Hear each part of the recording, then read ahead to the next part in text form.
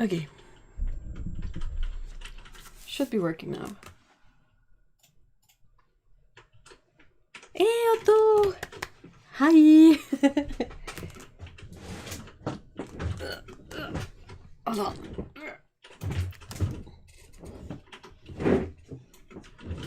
Ah, there. Hi guys, hi Yuri, hi Avery, hi Malvina. Can hear and see, awesome. Yay. How are you guys today?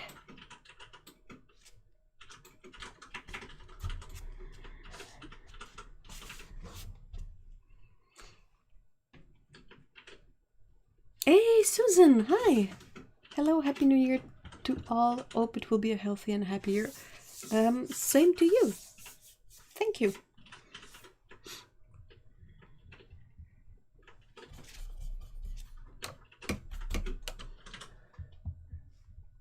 Hier, attends. Qu'est-ce que tu fais, le Pex? Hello.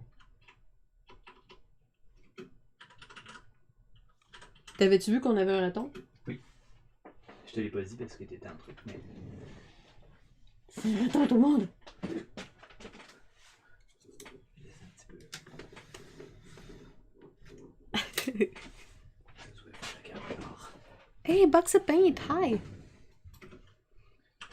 Looking for a minute because House has done the whole Harry Potter series today in the last 10 minutes. In the last. Whoa. Ah, that's a lot of movies. Mais voyons, c'est bien cute. Pico is being so sweet.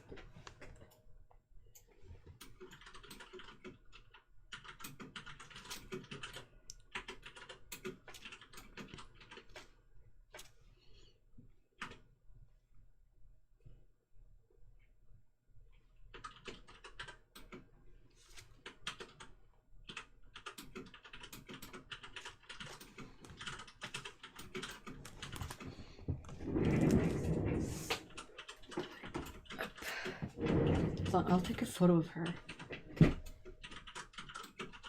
Bit.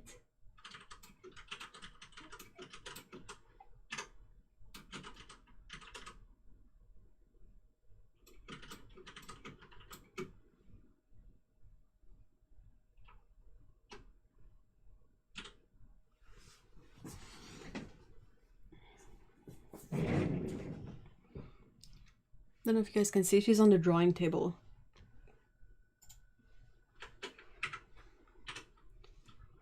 Like below the drawing table, there's the heater. Heater. Yeah. So I think that's why she's lurking there.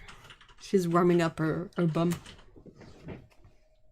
Sounds like she's writing her memoirs. Today I had pumpkin puree. I finished an oil painting I spent a month on. Oh, that's awesome, Avery. What was the subject of the painting?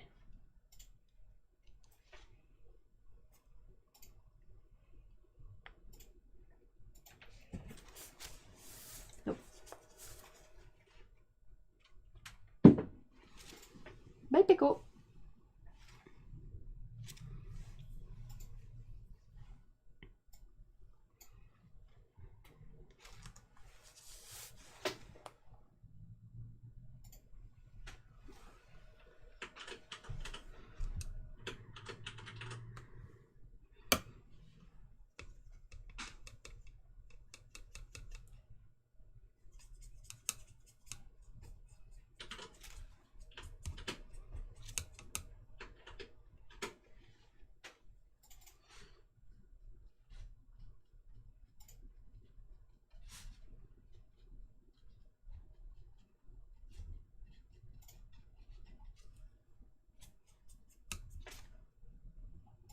It was a portrait. Oh, wow.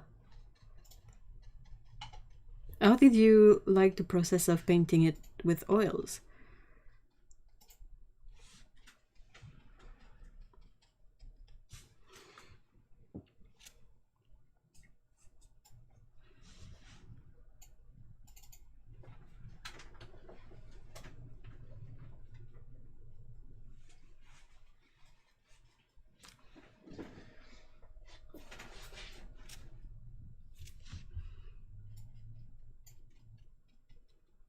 How did everyone's holiday time go?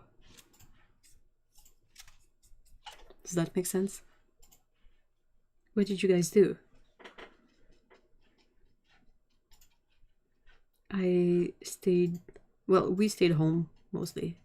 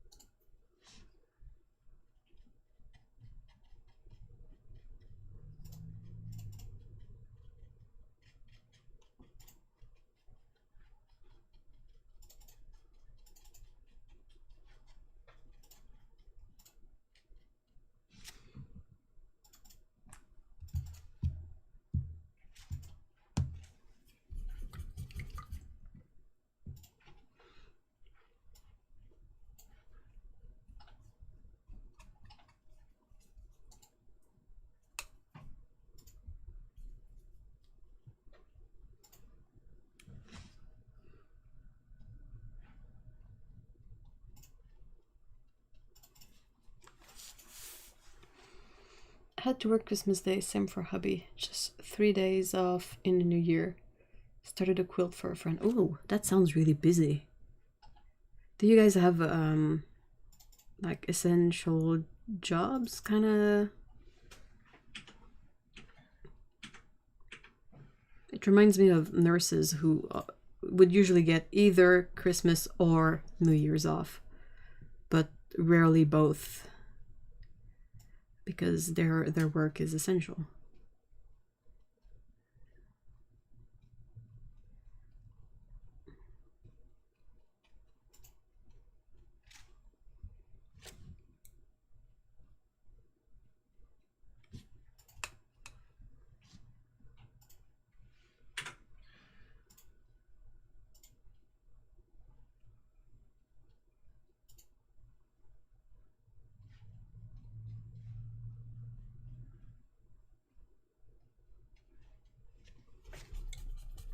He does search and rescue. I don't. Oh, wow.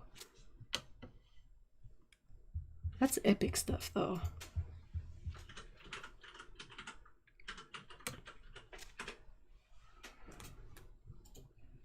I don't, just at a company that is open 24/7. Oh, that's pretty intense. Either way.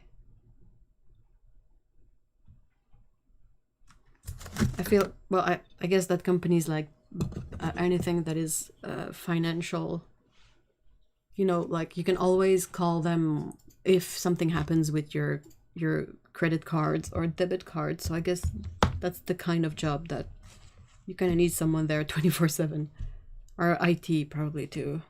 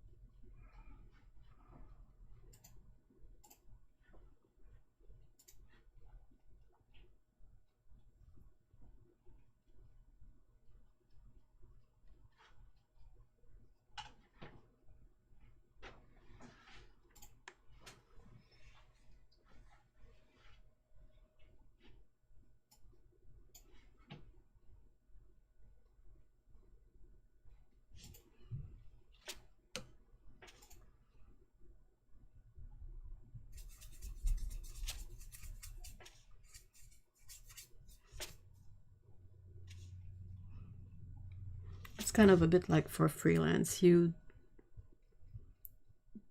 like what I do, what Otto does. It's always a bit weird to take vacation time.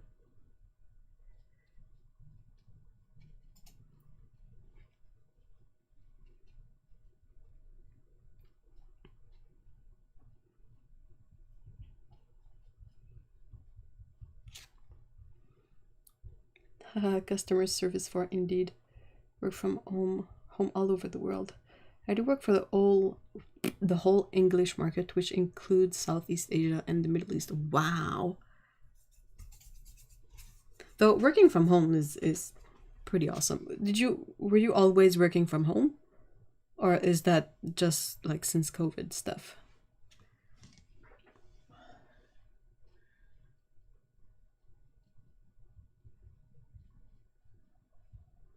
I know it's not for everyone, but working from home is one of the reasons why I did YouTube videos. Haven't done one in a bit, but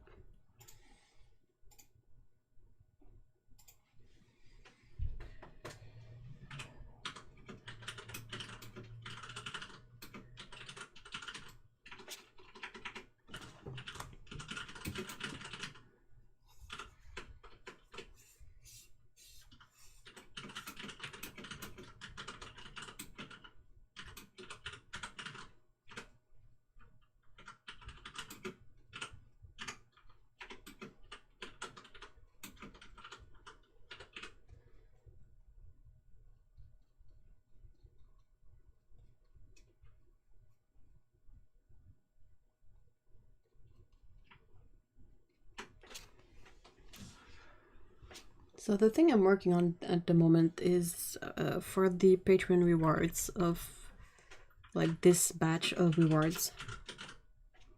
Since I send them out every 3 months, there's like it's like I need to make one for every patron that is a member at the appropriate tiers. So I like to do them in batches. So I do all of them at once. They are more consistent that way, and it's like easier for me to manage to. I struggled with this batch because I couldn't figure out what to do. But after talking to a couple of my patrons or like members of this community, they told me to just have fun, and I was like, okay, I'll give that a try. So I'll be doing these sort of abstract garden paintings that I've been enjoying. So I'm working on these. I got well, including this one, I got 9 done out of the 16 I'm doing. No, this is a whole new job market. I am an urban designer, can't get work in northwest of Ireland. So I had to do something else. Yeah, jobs are always very hard the first few months.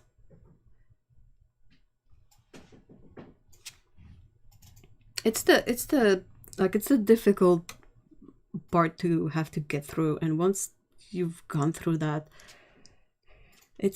that's when the job can sort of become a bit more enjoyable.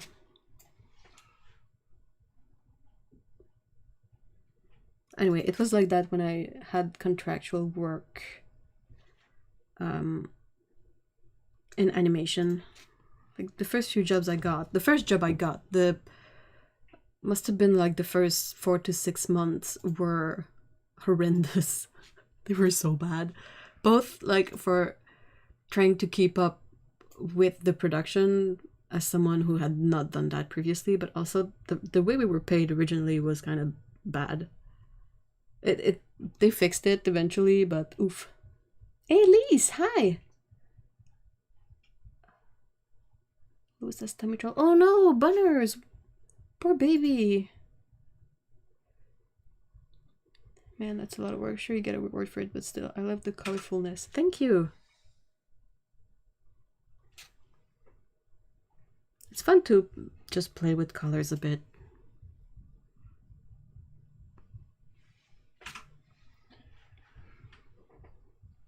Poor Louis. What did he eat something dodgy? That was rough to say.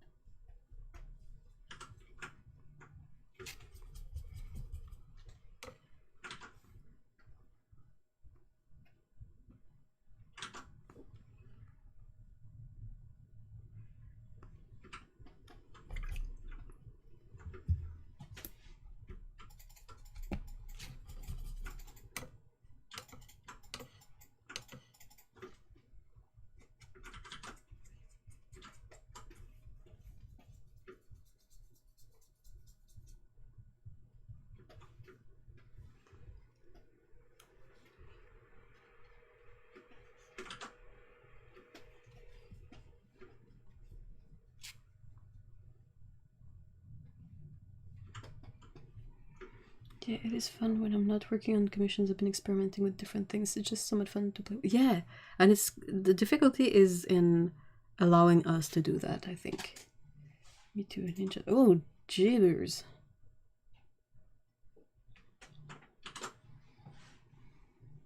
Oh no, Lise, what? Oh my gosh. Come on, Louis.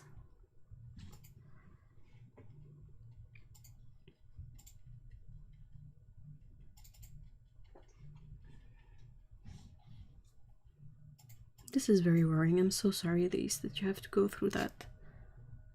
Ay, ay, ay.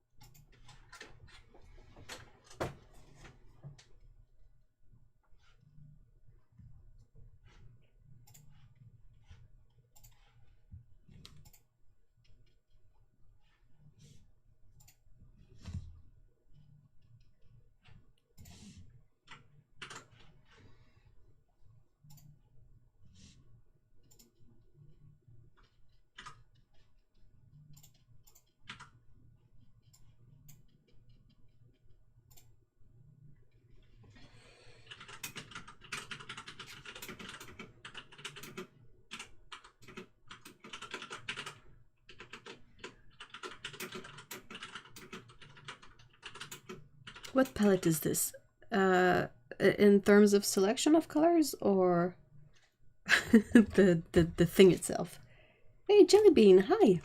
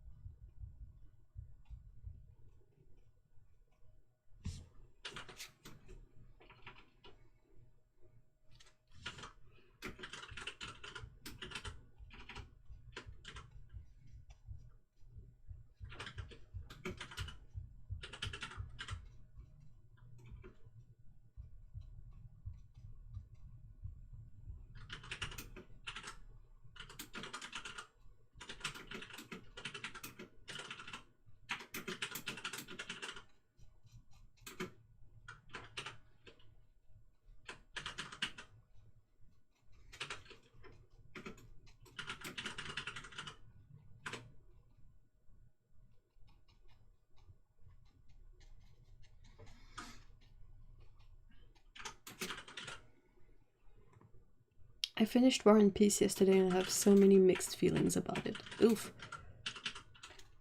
I don't know much about that book except that it's a brick.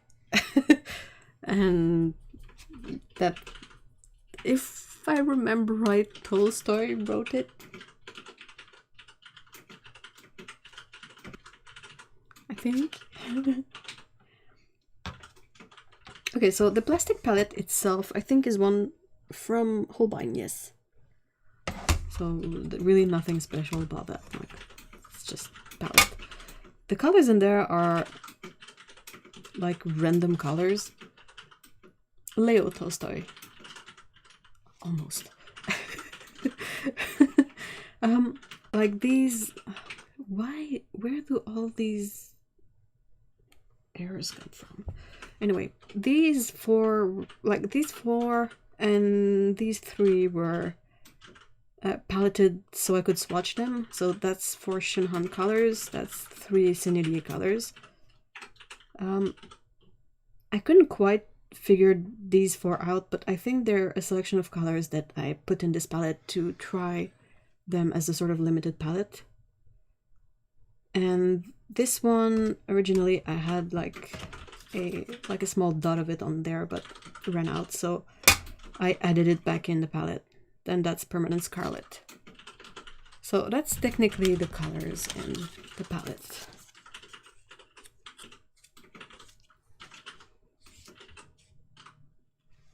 hope that's somewhat in frame. Yeah, somewhat. So I think the Shinhan one, that's like Davies Gray, Phthalo Green Dark, Indigo, Payne's Gray, I think. I don't know what these four are. Permanent Scarlet, Warm Gray from Sennelier. The Permanent Scarlet is from Core. So Warm Gray, Chromium Oxide Green, and Indigo from Sennelier. These four, not quite sure. I think this one is like a it's like a PV29. This is a Quinn Gold hue. This is obviously a cobalt teal green of some sort, and I'm not sure for that one.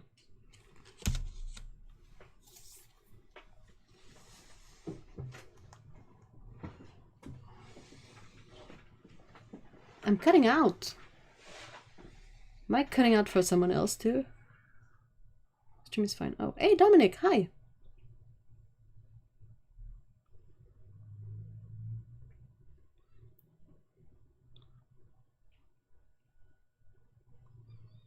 I don't know how you remember what color is what. Well, some of them, like I remember the context. So if I remember the context, I can sort of often go back through the thought process of it and figure out what was what.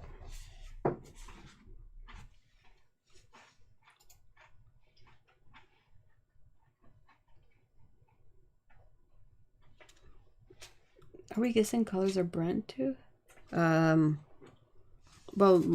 more or less. But yeah, I love the red. I feel is probably the kind of color that I would try to always get on my palette. It's one of my favorite hue, and I think it's just so pretty.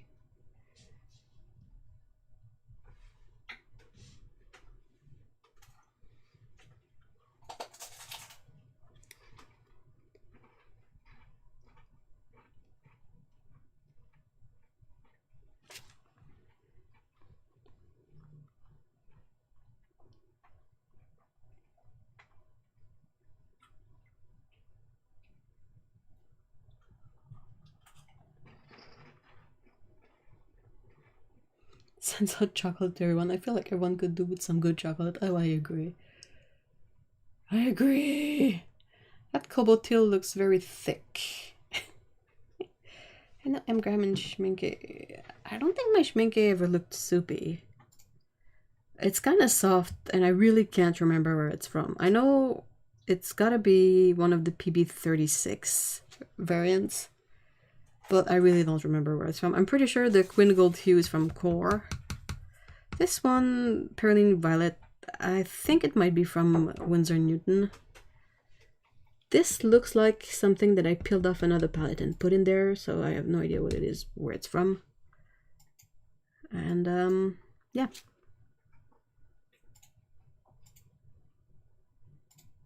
Hey, April, hi, hello.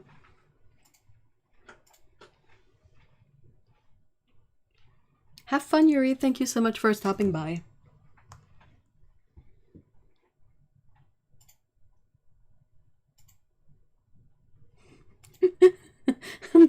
I tried to support my boyfriend's diet, so I'm not eating candy when he is watching.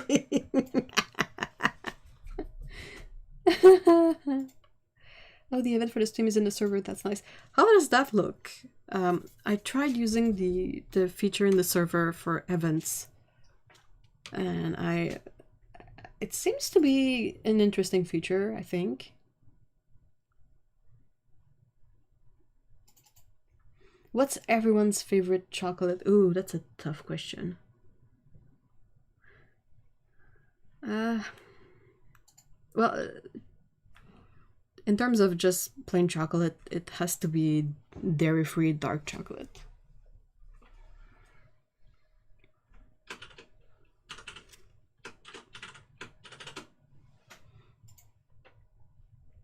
I got a bunch of really nice vegan chocolates from Mr. E for Christmas.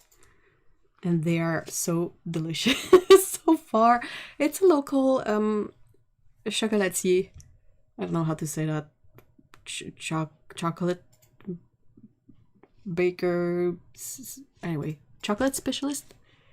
And they're all dairy free, which is, I'm so thankful for that. I got pralines, like real, you know. Okay, that's another one that triggers me, like the whole debate about praline. If you look at the recipe to make it, it's basically just hazelnuts, almonds, and sugar. And you kind of cook the three together until they reach a certain temperature or candy stage, and then you grind them up to make a puree. And you don't put dairy in there. No dairy, but good luck finding any like praline stuff that has no dairy in it. Well, we found that one. That place, they have like delicious dark chocolate pralines. So it got me bags of that. I got very like soft and delicious chocolate covered ginger. There is like crispy rice bark, almond bark, and a bar of, I think it's the cinnamon chocolate. All dairy free. Praline, I don't know how you say that. You say praline in French.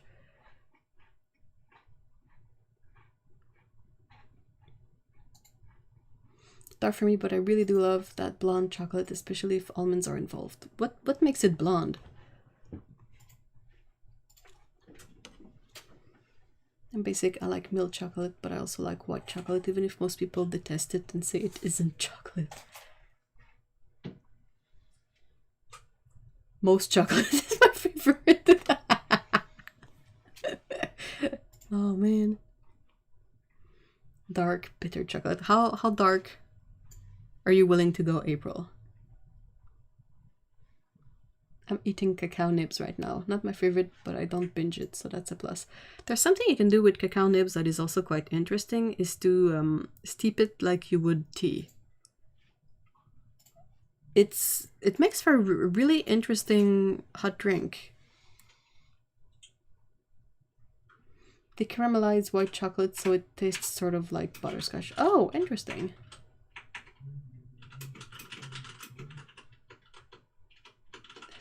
Texan pralines. Praline devoted to sweeten. Oh, big yikes. That's way too much. I think we used to buy nougatin that was real praline. Well, nougat and praline is not the same thing exactly.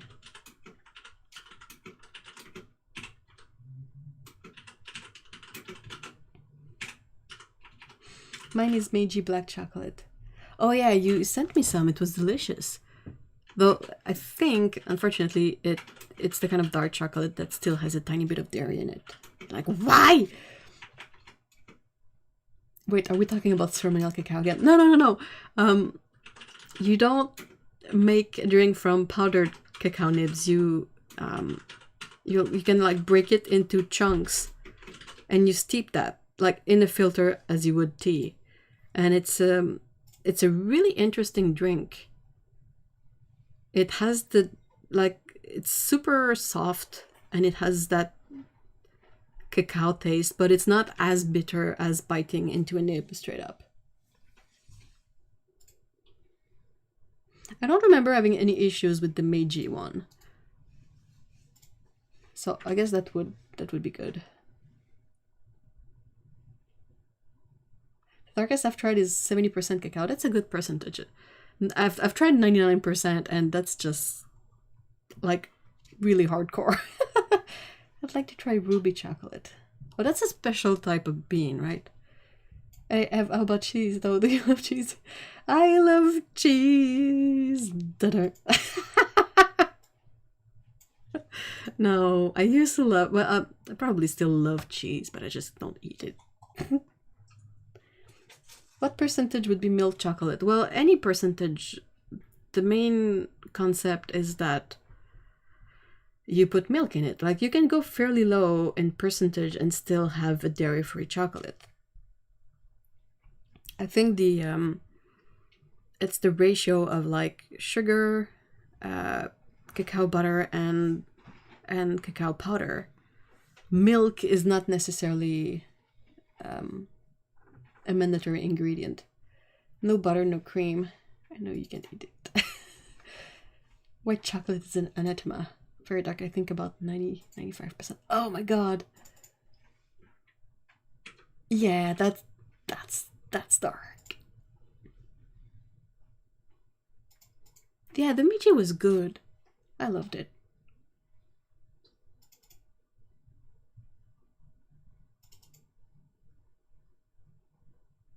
We're talking Texan names here.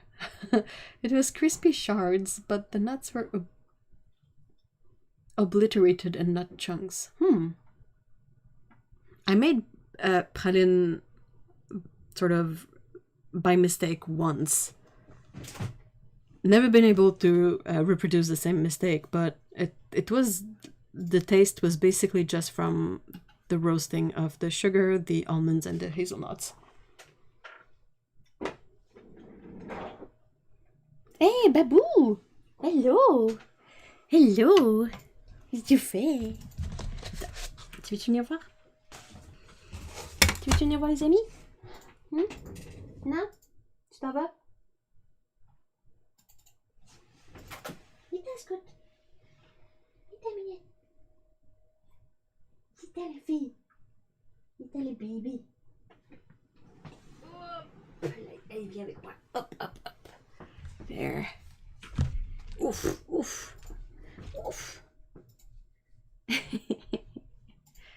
Did you know cocoa juice is fruity before it's fermented into cacao? Not surprised. We got the Hotel Chocolat Velvetizer, and oh my god, I had no idea how much better it makes hot chocolates. Aw, man. I remember Boxapane talking about it. Hey, Mikey! Hello! Happy New Year! I like the dark chocolates that have just that tiny bit of sour in with the bitter. Oh, I don't see. I prefer the ones that are a bit like coffee. You can get chocolate that is a bit more fruity and like acidic a bit, and you can also get it with a bit more like of a nutty flavor. Want me to send you some more Meiji? Oh, if you can. Though, no pressure. Hey, my baby. Hey, my belle fille. Ouais. It's tuna face.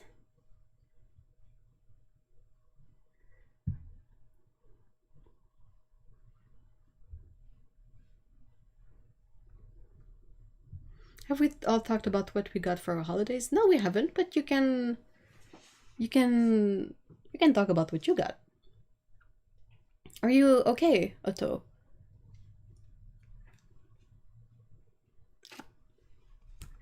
If you missed it, I was saying that I'm perfectly fine if you can send me more Meiji, but no pressure.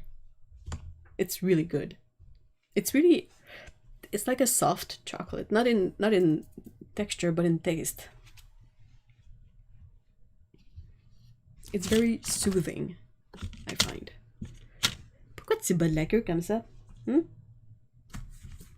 Si tu marches pas, je te porte pas assez attention.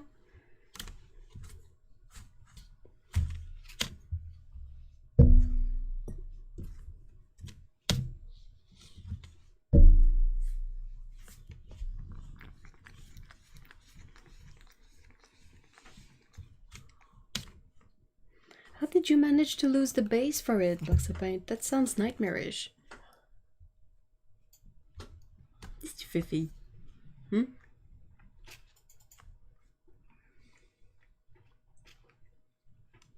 Tu fais? You giving me hugs? Face rubs? All about that bass. Oh my gosh, are you guys gonna keep mentioning my mangled pronunciation of stuff today? Ah, Babou, qu'est-ce que tu fous?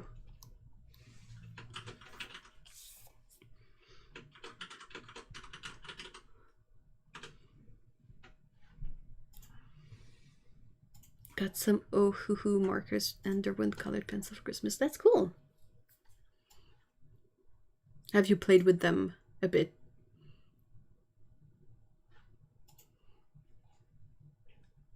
I'm getting a hairstyle from Scout at the moment. Si tu fais, ta poêle. C'est la pire.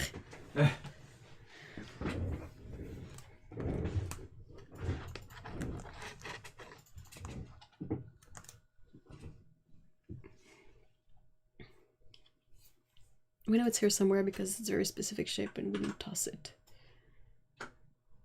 Is that the wind pencils are very soft and out of them? That's great.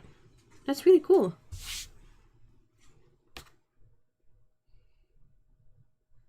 I was just joking about Scouts. Oh, okay. I was like, dang! First with praline, now with base. Ah!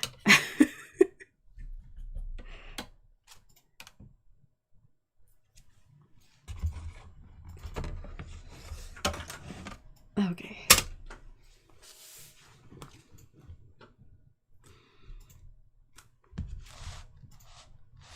I have bass booster headphones, so it was booming. Oh no! Yeah, she's on the table and the mic is just there, so I can't English at the best of times, so no grief from me. Oh, come on, I'm sure you manage better then. Speaking two languages, the worst is when neither is 100%, so you try to combine whatever percentage of each you have to make full sentences, and it's just really weird. They had those Velvetizer on like Canadian Amazon for a second, and like not the branded one from House Chocolat, but they had this kind of the same thing from the same company. And yeah, and then no more. So I don't have a Velvetizer, but I use those hand whips with batteries. It's probably not as velvety, of course, but does a trick. Well, I wasn't making fun of praline. I thought we were gonna discuss all the ways praline is pronounced like caramel.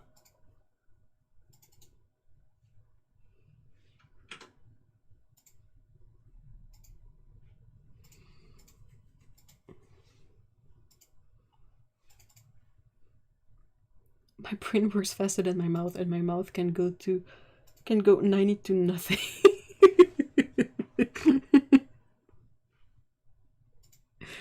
Oh, do you get that? Like, I'm sort of guessing you've been with hubs for, quite some time. And do you get to that level of when your brain doesn't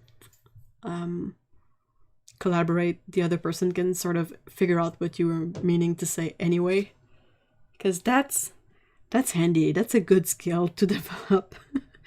To hold on, my brain doesn't remember how to say develop, yeah. I had to go back to the Dark Ages and boil my milk on the stove to humanity. Oh, that's why I don't often do hot chocolate with milk, because I would have to warm it on the stove and I'm lazy. And I know I'm gonna drink that hot chocolate in like 2.5 minutes. And then I'm gonna be bummed that I don't have more.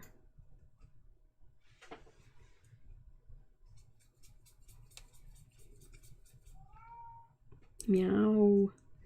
Meow.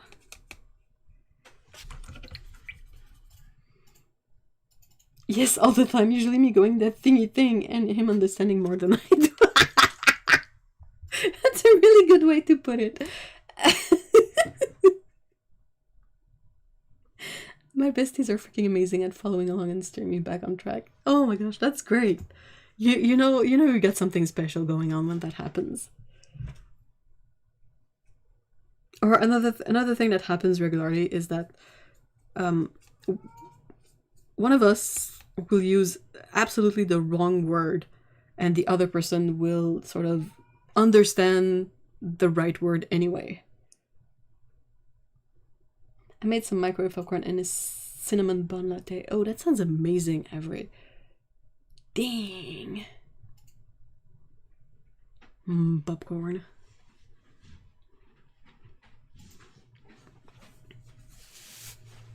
Hey, Paulo! Happy New Year! I don't have popcorns, but I have homemade snacks from leftover puff pastry.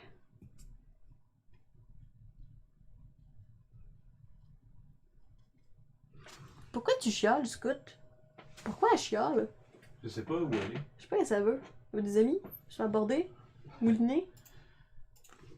Peut-être. Elle a eu sa citrouille au moins, fait que c'est pas ça.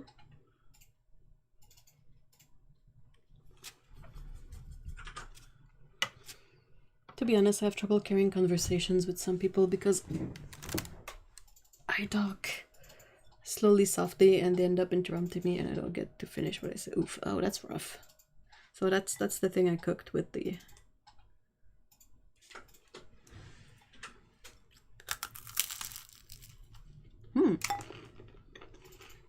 Comment t'as aimé ça? Très très bon. Bon.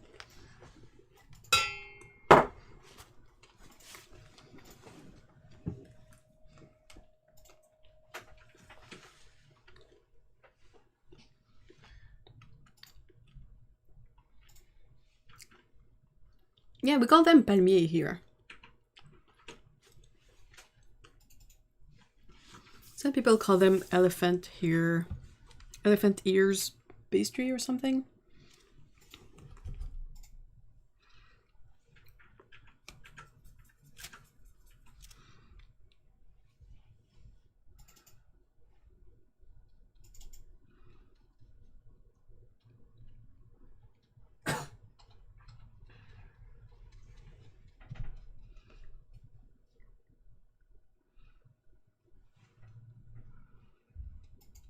Salut les filles! T'es de retour pour nous faire chier.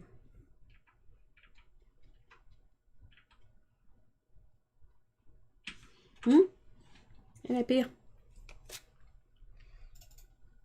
We also have palmiers.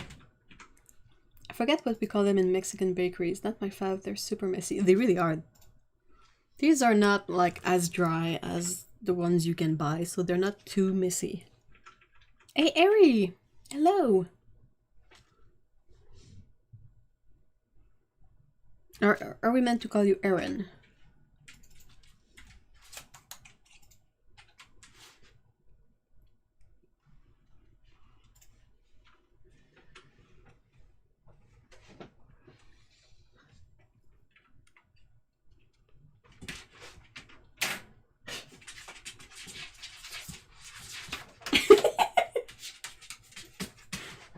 Vraiment cute.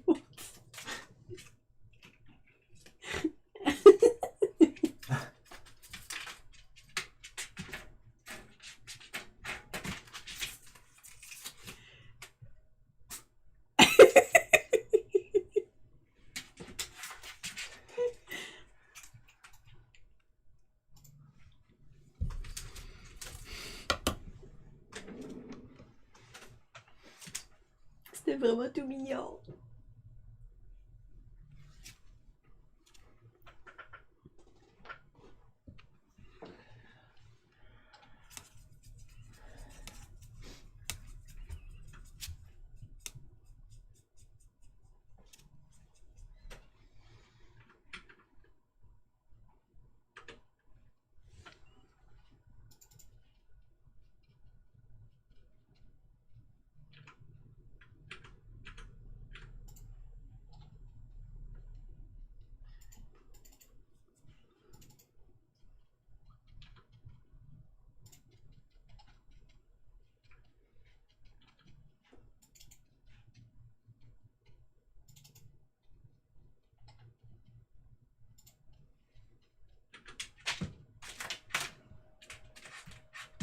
Ari's good. I'm still fries on this. Oh, hey!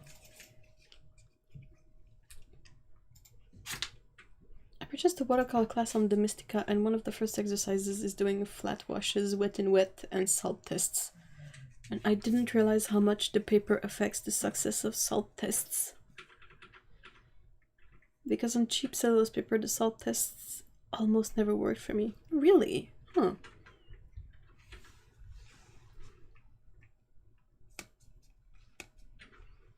I'm not very familiar with salt tests, but I think Otto has made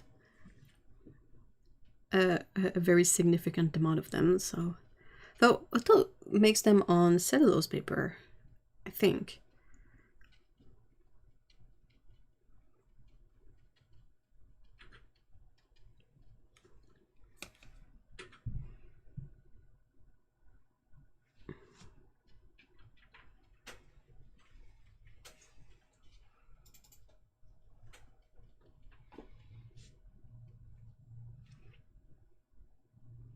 We also have double-decker ones. Ooh.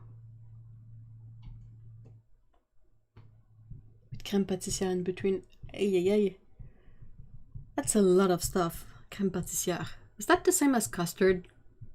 I think so, because you either have whipped cream or custard.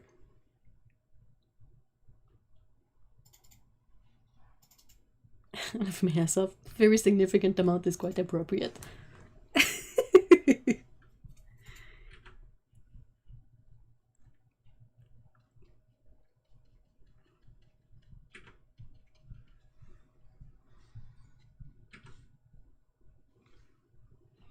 Crème pâtissière is thicker. Is it the one that's yellow?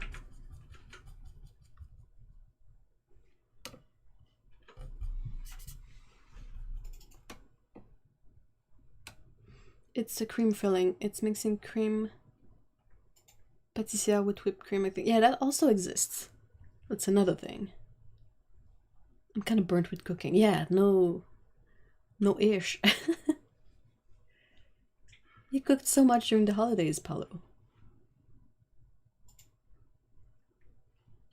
I think that's some gelatin to it, but don't quote me on that. Oh, probably.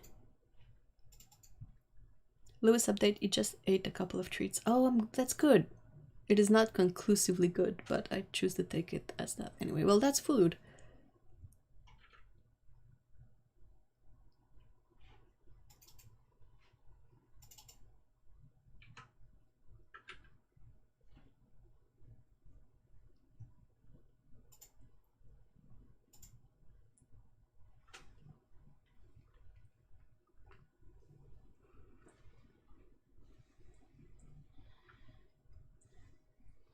Oh non, poil de chat.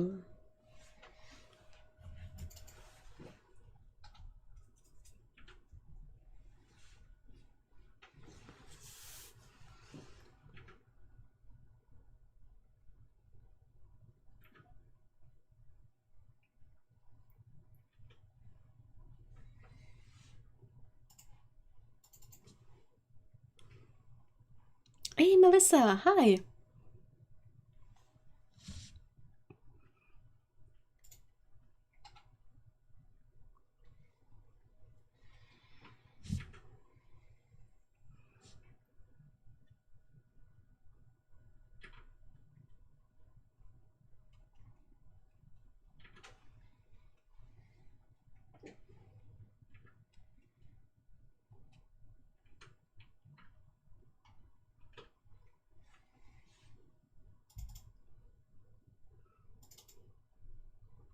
Oh, also, guys, did you see that the new Roman Schmal colors are available on Jackson's?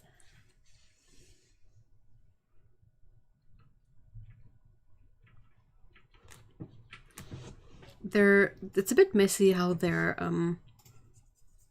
grid is at the moment. Like all the new colors are mixed in with the colors at the beginning of the grid, so all the yellows and stuff.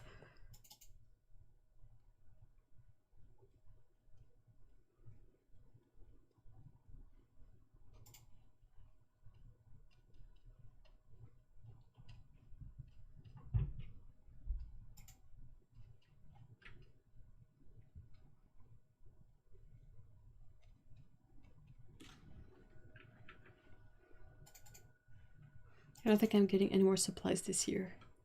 For cooking or for painting?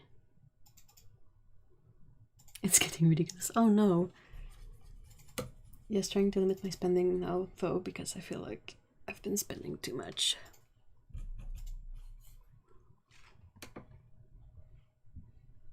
Might wait until it's summer to snoop around. Well, the paints are still gonna be there by then, so that's good.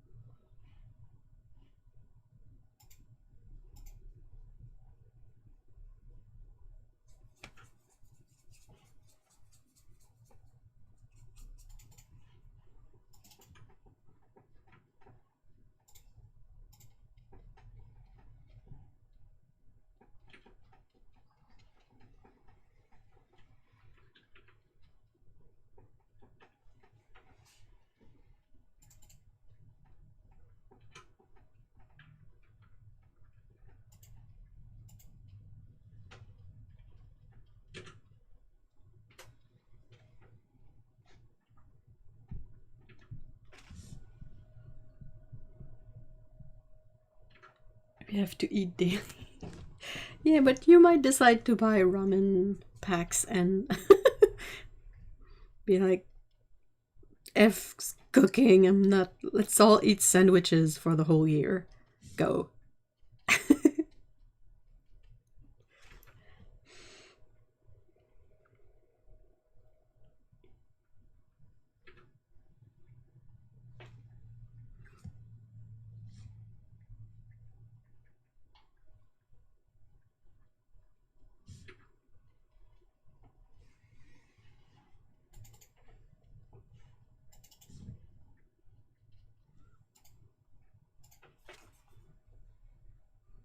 That's what I would love to do, but my family would kill me.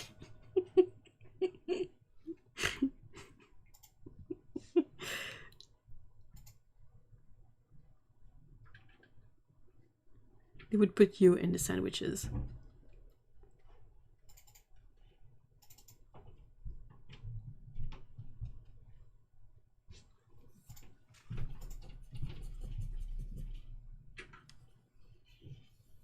I actually got back into the routine of making dinner again. Ugh, being sick for the holidays didn't help the transition. Oh no. Did you catch COVID? Or was it other sickness?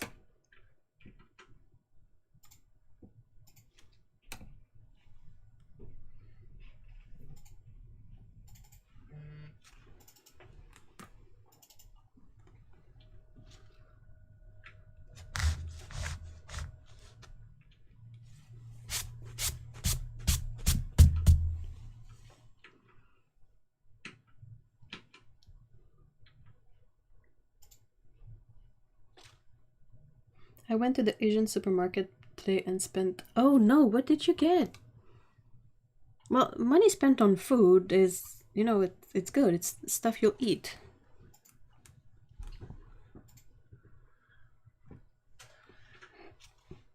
I'm pretty sure it was COVID. Oh, I'm so sorry. Are you fully vaccinated and all that?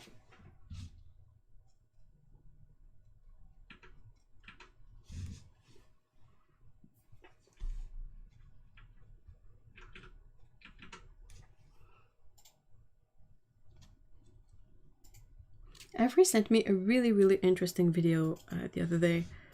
A video that Jazza made. I'm pretty sure everyone here is familiar with Jazza on some level. And it was basically him taking a look at another art YouTube channel that is sort of not about art much anymore. But all the... what was really interesting is not the... like the thing itself, like Jazza looking at this dude's channel. It's the observations that Jazza makes throughout the video. Has someone who's been an artist on YouTube for a really long time and has quite a successful platform. Like he was talking about how it's like YouTube has evolved, and it used to be a good place for teaching stuff, but that's really not the focus anymore. And also how to be an artist on YouTube. How do you manage, like, you have to sacrifice so much creativity to get clicks and to please the algorithm, but is it really worth it? And like, if you do the stuff that works well on YouTube, do you really win from doing that and all that stuff? It was super interesting. Yeah, ZHC. What is on your paper, Ev? Where I'm painting? There's a really thin layer of shimmery acrylic paint on this.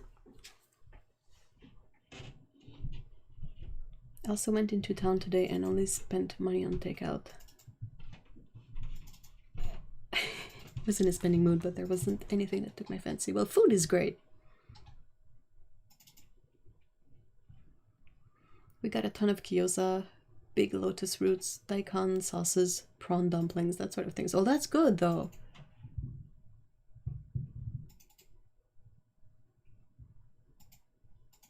Yeah, it's the acrylic. Why my paper looks shiny. It's this one is metallic white from Holbein acrylic gouache. He used to follow Jazza, but lost interest in his content the last year or so. Yeah, I don't really follow him. Like, the content itself is not particularly interesting to me, but that video was interesting from the point of view of he's someone that basically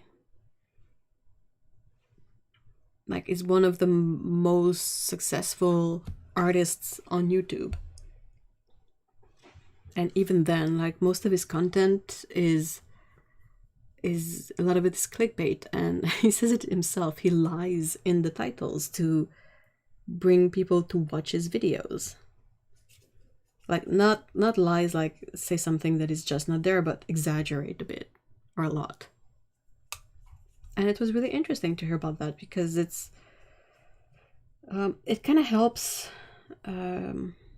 recalibrate like the expectations one can get from working on a YouTube channel.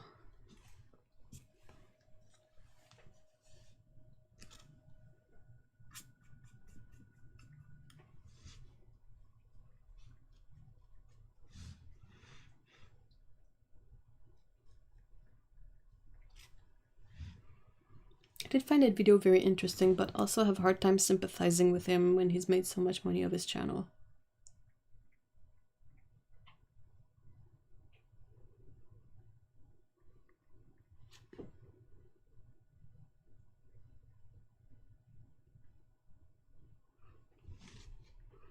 I'm trying to, I don't know if, like, it didn't bring me to sympathize with him, really. It's just that what he was mentioning, I was like, oh, yeah, that's what I noticed too. Like, that's what I'm noticing.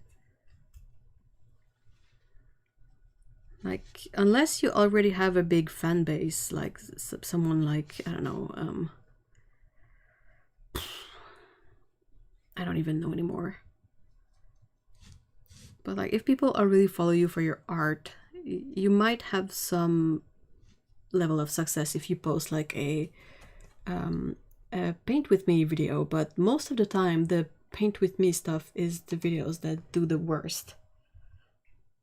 They just don't do well on YouTube. And then the stuff that works better is lists, comparisons, giveaways, of course, but though they bring like a different audience to the thing too.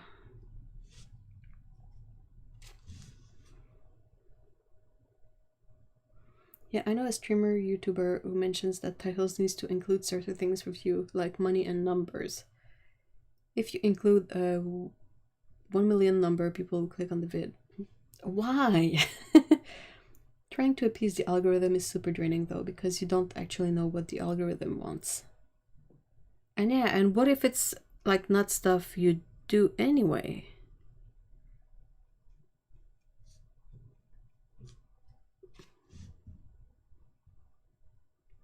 I was glad to have answered the whole paint Pascal and everything. And is the flakiest? Yeah. Oh my gosh, they talk about it in one of his video, like how ZHC would customize everything with Posca, and some surfaces just won't take acrylic. The end. Oh, thank you so much for being here, Cyan. I hope you guys have a great walk.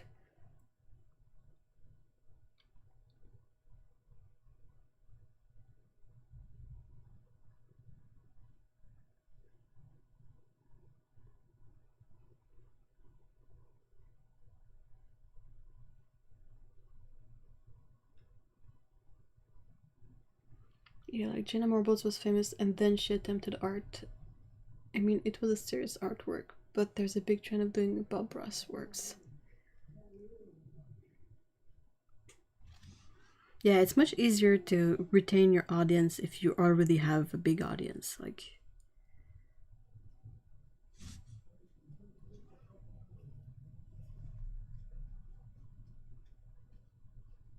and that's basically what the video that Jazza makes about ZHC about. Technically, like the guy Zach, I think his name is, the guy from ZHC, he started doing mostly art-related videos.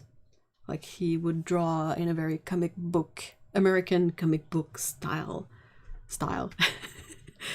and like make videos about that. But at some point, he slowly started shifting his focus because he saw that other stuff was more successful and would bring him more money. So he used that information to change his topics and his style videos. Just something like I'm trying to justify his clickbait titles because he was trying to appease the algorithm. I understand the algorithm is difficult to follow, but also I still don't appreciate. Yeah. Well, some people like Jazza are in a bit of a weird situation because he has a whole team and he's I think he's the sole like provider for his family and he has kids, so it's a bit more stressful to have YouTube be your source of income if you have like a bunch of responsibilities that all depend on you. So I can understand wanting to appease the algorithm so you can provide for your family in a way, but yeah, I mean, some people will leave because of that. It's not necessarily fun for the watcher to see that with like very obviously.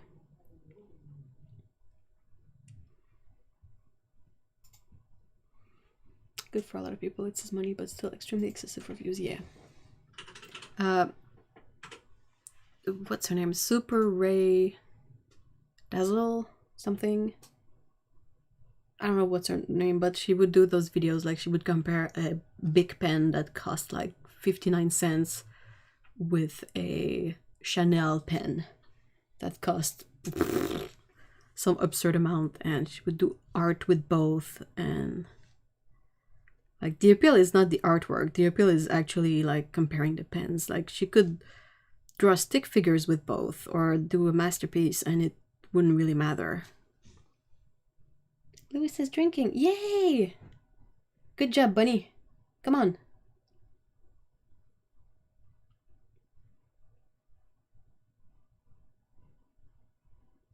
Hey, Tsukaboo, hi. Hello. Super Ray Drizzle? Anyway.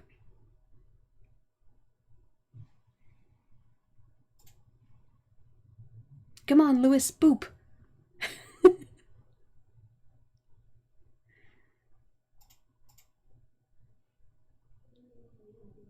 I think YouTubers need to adapt to algorithm and go back and forth with Twitch and Facebook streaming. Hold on, what? The thing is like, how do you adapt to something that is not available for you to reference?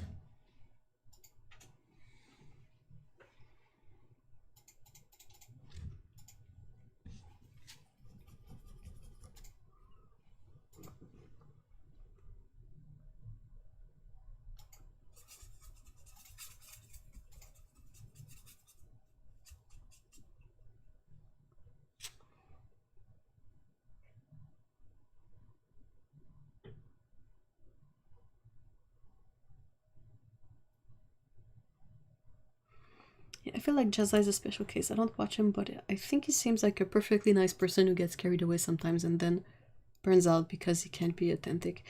Yeah, I agree. Also, he never hesitates to call himself out when he does like the super clickbaity thing, or like sometimes he watches old videos and he's like, oh my god, that was so cringy and so bad.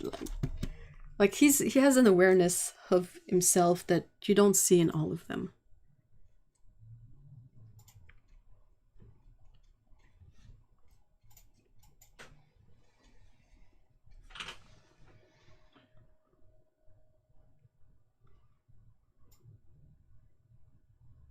Like Arlisha does what she wants with her channel and is still financially successful, but that's because she has multiple sources of income. I haven't really sort of checked out what she has as sources of income. I think maybe Denise is the same. Maybe I don't keep up much.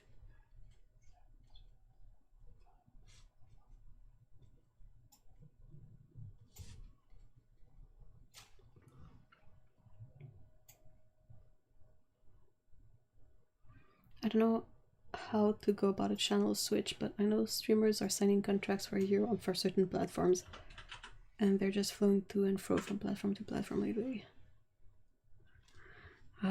Yeah, I'm not too familiar with that. The thing I've seen is sometimes Twitch streamers will sort of post shorter edits on YouTube so that they can stay there for a longer time, because with Twitch has a limit on VODs. But that's still a lot of work. Like, not saying that nothing, like it shouldn't be work, but it's just that we all have a limited amount of time we can work, like every day, every week. So to create content for one platform and then like stream or publish that content, and then have also the time to take that content and rework it and edit it and publish it to a different platform, that's still extra work.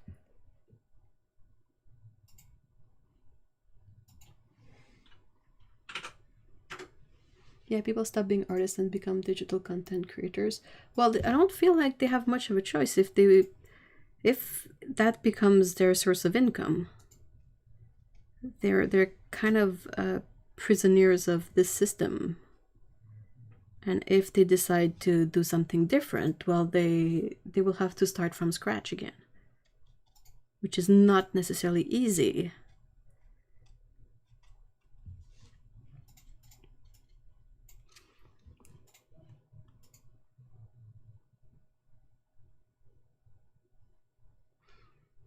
Avery says, I feel like the mainstream art YouTube went away from actually being about art. Yeah, definitely.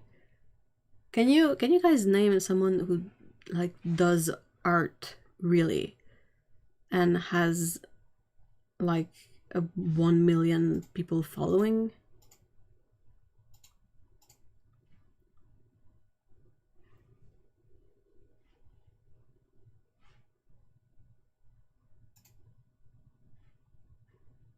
But we are digital content creators when we're on YouTube. Yeah, I mean, definitely. The moment you edit a video and put it online, that's digital. If you want people to change content back to being about being an artist, then you have to watch that content. Yeah, that's the sort of the issue. I don't think it's necessarily that people don't watch it. I think that's part of the issue, but I also think that there's a part of the YouTube system that will not promote these videos as much because they tend to be less about the trends that are big, and the stuff that is popular and trendy brings more advertisers and advertising and money, and ultimately everything is about getting more money.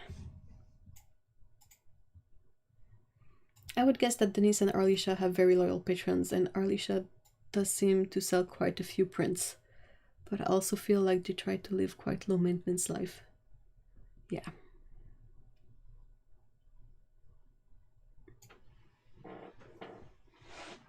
It's still very it's difficult.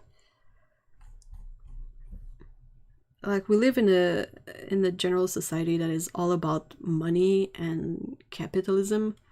And sure, you can be happy from being low maintenance and doing what you like to do. That's ideal. But at the same time, it cuts you out from so many things for arbitrary reasons. Like stuff like being able to buy a house, per se. You know, that kind of stuff. And you really have to do some hardcore Tetris to figure this out. Yeah, Lindsay, she has a, like, she's the first that came to mind too, but she still doesn't have quite the same following. Like, if you take someone like Jazza, he's almost at 6 million, and that dude ZHC has like 22 million subs. Like, what the heck?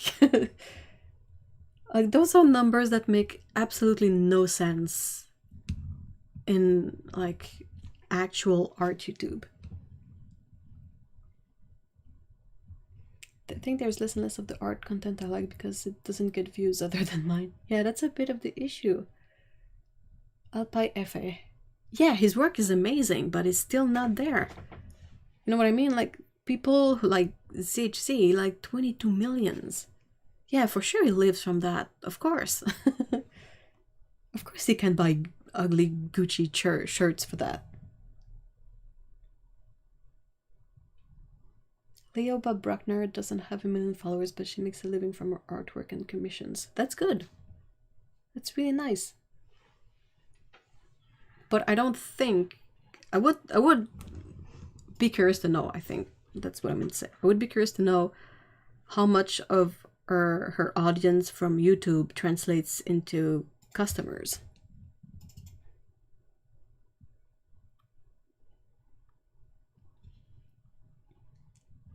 That's the issue too. The content I like is not the content that sells to the masses. Yeah. I stopped watching a lot of channels that are only about buying art supplies and doing art hauls. And my fav art supplies of insert month here. But sadly, that's the stuff that gets more views and most promotion. So people are like, well, do I have to... I can put together one such video if it will help bring more views to the rest of my content, you know? Agree. I feel like YouTube is actively punishing wholesome content, to be honest. Yeah. Yep. Thirsty. Hold on.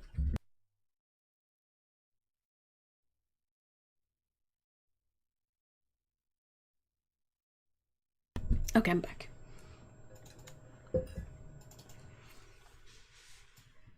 I like hauls, but I wish to use some of their haul too. But that's the thing, nobody watches that. And I mean, sure, it's fun to make these videos, but you always hit the point where you're like, okay, so I'm investing a lot of time in this and the return is not there. So do I keep being very casual about this? Or do I sort of start going harder at it so I can make it more of my main thing? You know, that's a difficult thing. Lotta says, I find it amazing how much people complain about getting all these people's content for free. People who do this for full-time needs to earn a living, so they are going to focus on what brings them income. Yep. Yeah, and that's the first part of it is always baffling. Like, oh my gosh. And people who complain about free stuff on YouTube, it's like, oh, please don't. Mind of Watercolor. Yeah, Steve has a good audience, but I don't think he has reached 1 million yet. And yeah, he relies on patrons, not views.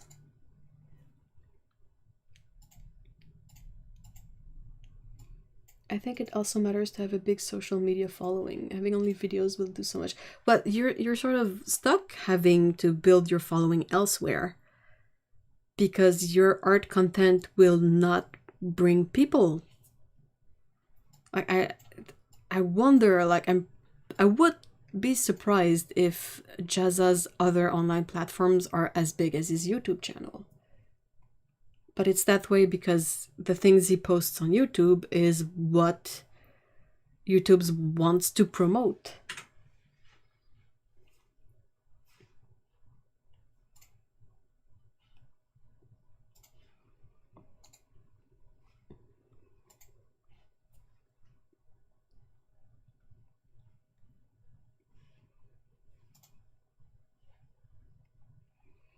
Yeah, CGC does insane giveaways, and that's where most of his following come from. But that's something Jazza was talking about in his video. He said when you do a lot of giveaways, you switch your audience to. Instead of having an audience of people who like what you like and want to talk about it and have fun interactions about the content of the video, you shift to an audience that only wants free stuff. Like, they don't really care about you or what you do, they just want the free stuff. So, is it really worth it in the end? Like you were saying, if you end up being burnt out all the time because what you do drains you, like, is it worth it?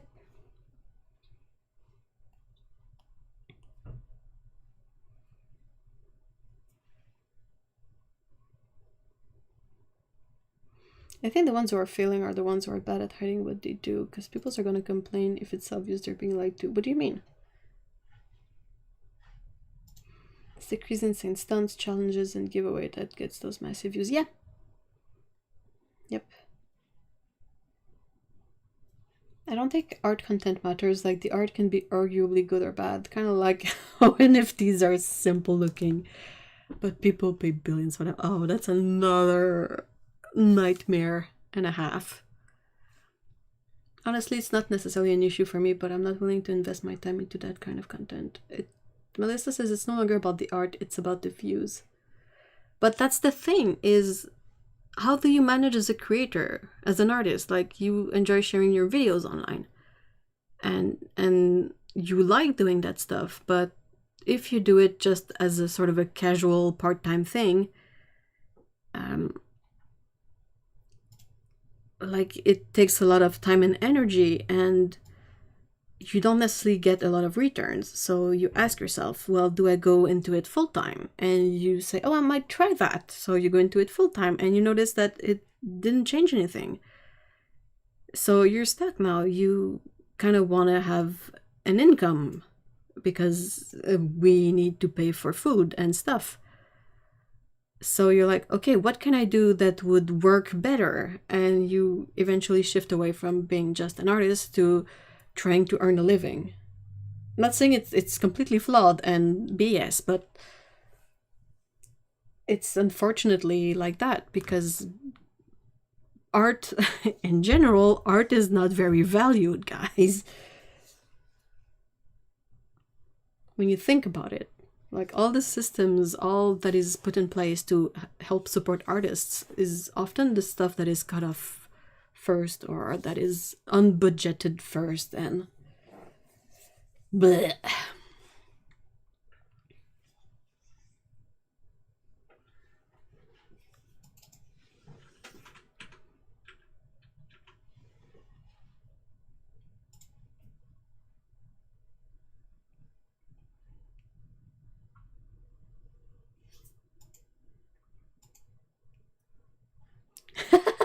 Oh, Bugs Up Pain, that would be... I would love to hear that. That sounds amazing. Like, the singing, you start singing and it's super low and people go like, whoa!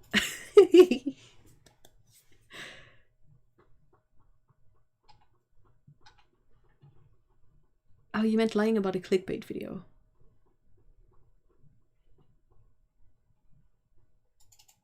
Mickey Mouse then pass. Oh my gosh. But yeah, the thing about clickbait video is they will often not necessarily lie, but exaggerate. And by the time people have watched the video, they've sort of forgotten, like, the title. So most people don't notice that, like, instead of testing out a million markers, he just tested out 250, you know? Hey Lee, hi.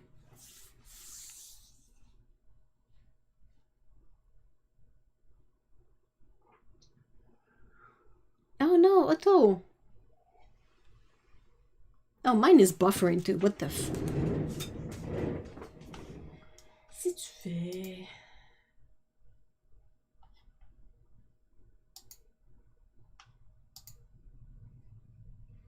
Ah, pourquoi?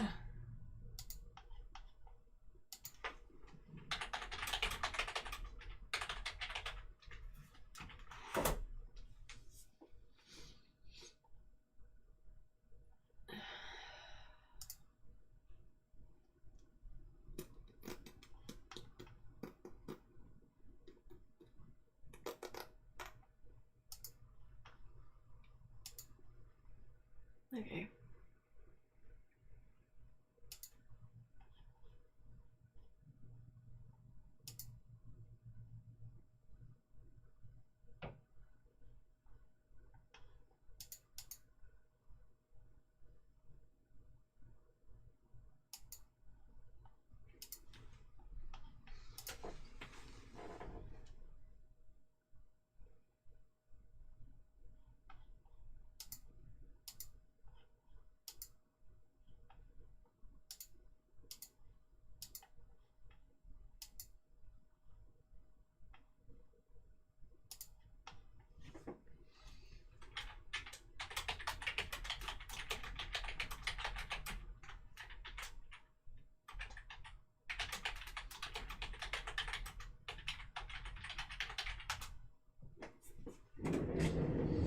Do you guys have still buffering? Is it still buffering?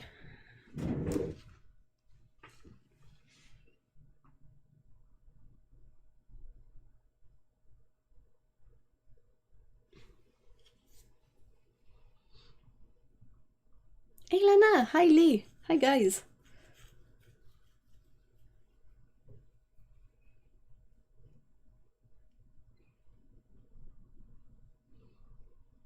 Back on track, good, settled. Yeah, I hope that won't happen again, that's annoying.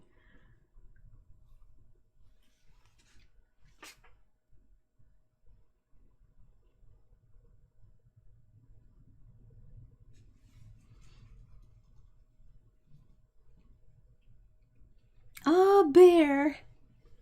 Definitely fixed it.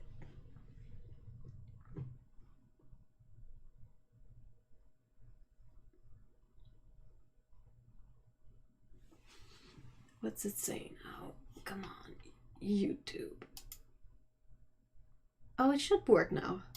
Okay, everything is green now. It's sad a creator either has to compromise their content to survive financially or suffer without enough money to survive. Or another option is to get your money from something you don't enjoy doing and hope to have enough free time on the side to do the stuff you like, but with less time to work on that kind of content, you might not end up being able to do stuff to share on YouTube and such.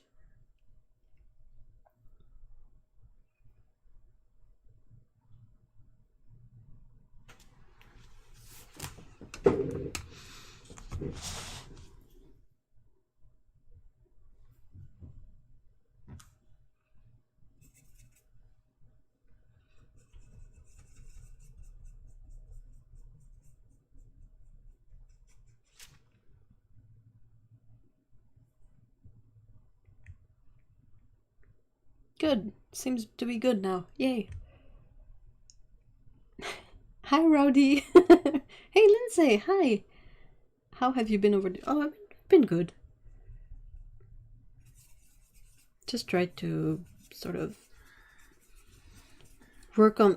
I did either work on stuff that I had to postpone doing for a bit, just because I couldn't like fit it in a day, and I tried working on the eternal arts lump that follows me around.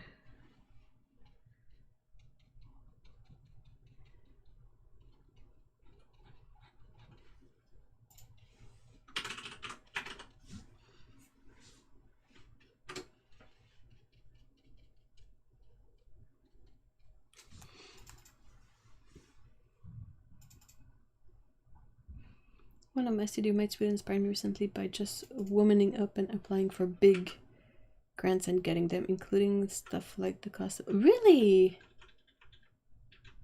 We have poop, sorry for yelling. Oh my gosh, Liz, yes! Good job, Louis.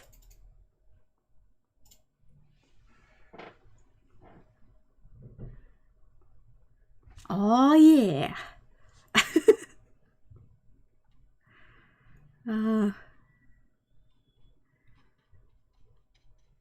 Good job, Bun.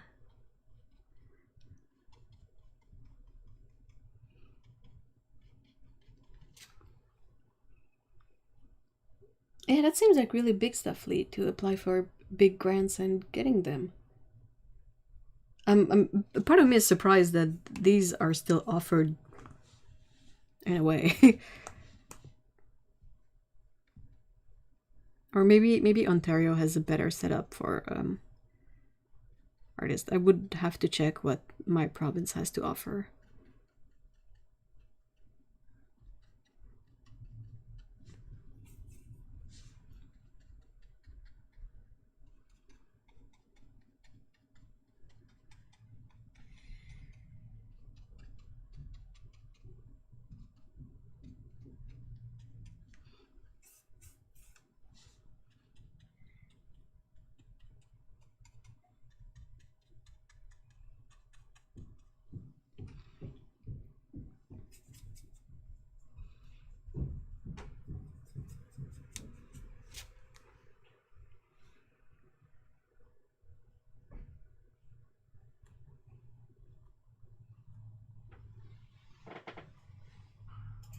I'm reminded that people are joining those sites with too young and vivacious. So I'm going to try that strategy to help with the work balance and constant draw to make shit content products. It's one of the most difficult part of trying to be an actual artist is having the space to sort of having enough space to be able to try things without the pressure of necessarily having them translate into a way to earn money or to promote yourself or to, you know, like to have this allowance to do whatever you want, even if it's bad, you know, just to get it out. Canada Council for the Arts. I need a pencil.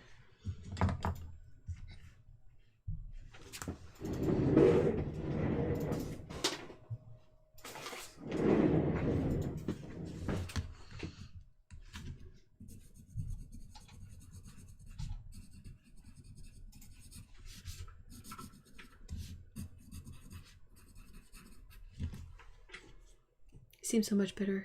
Oh, that's good, Lise. Yes.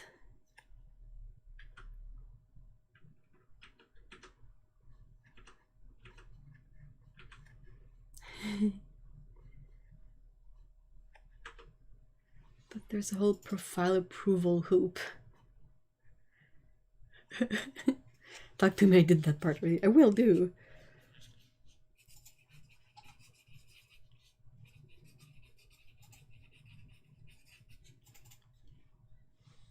I can imagine working in a studio with other people there would be quite stimulating. I think it depends on who you have to work it with.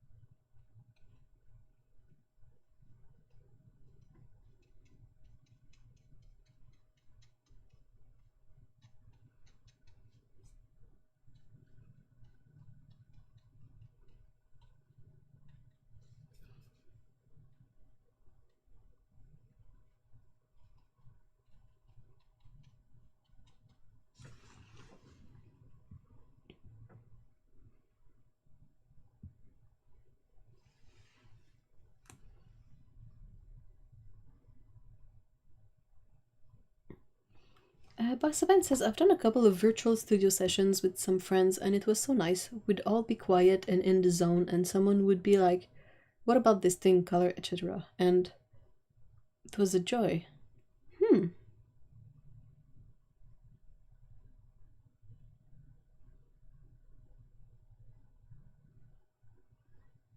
Play day, a day where you can play, try out, and just make things without pressure. Very important to keep evolving as an artist.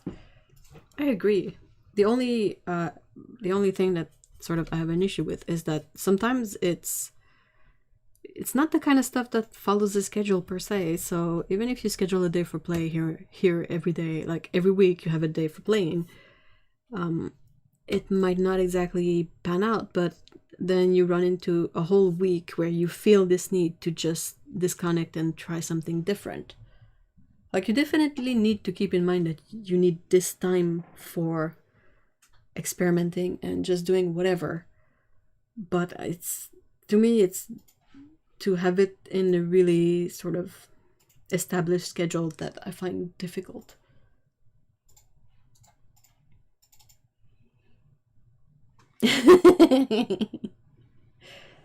It's just nice to have a place to go that isn't home, that's specifically for focusing on art. And there's a whole bunch of inspiring art happening around, even though we all work independently. I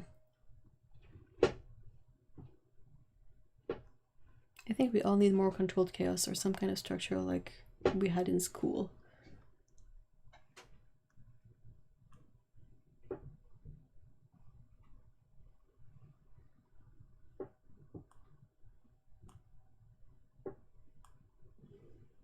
We did it over Discord bots. One was my bestie and the rest were gamers that usually played together but wanted to have a chill out night. That sounds really cool.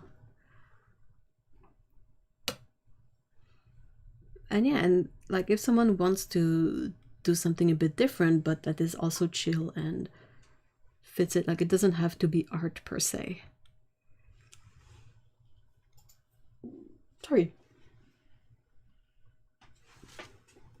I'm gonna get more tea.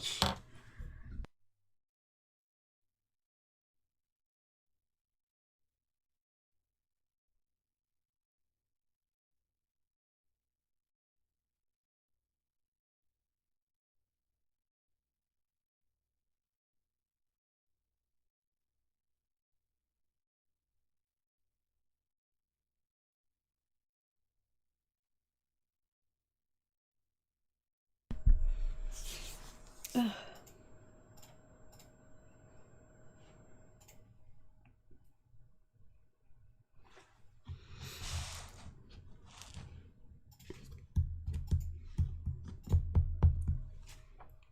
Yeah, COVID is not being a big help right now for all this stuff either.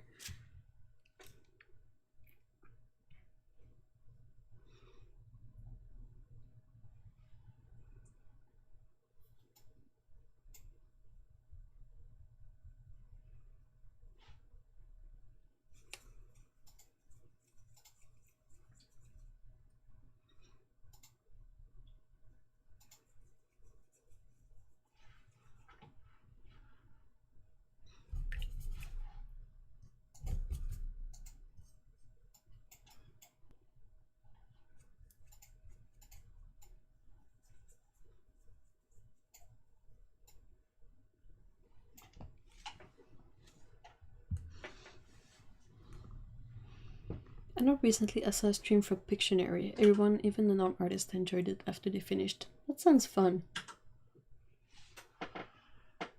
Like, I love what we sort of can now do with all the like platform for streaming, but for streaming to a group of people, like Zoom or Discord and all that. The fact that everyone can have a camera and like you can see what the other people are doing, that's cool. I had a nice work video call with Alex the other day, and that was super nice.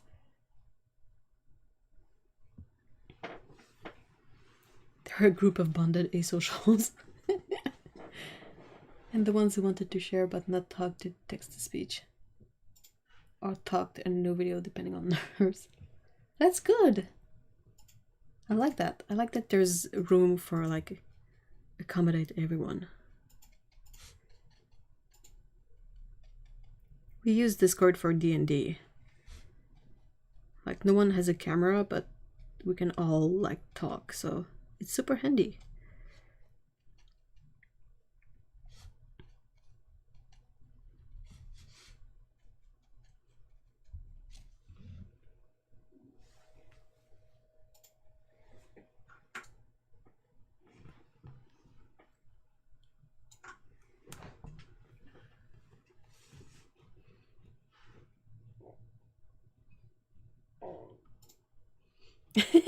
Alex is the best damn cheerleader full support team.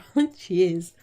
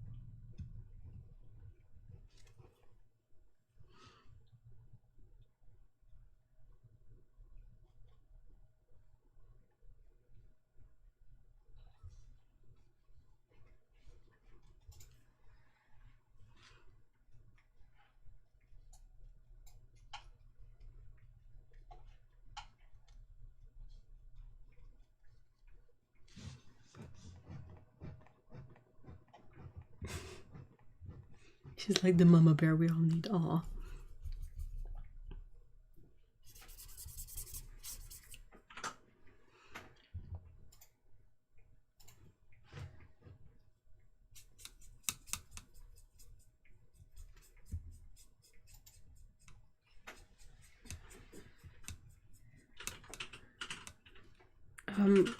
You just let me know if that's not the case, but I think that the voice chat is accessible to anyone on the Discord.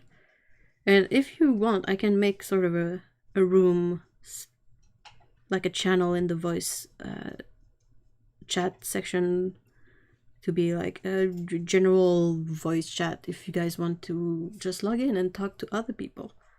I got no issues with that. I mean, you guys all know what to expect from other people on the server. Like, as long as people are nice and respectful and all that.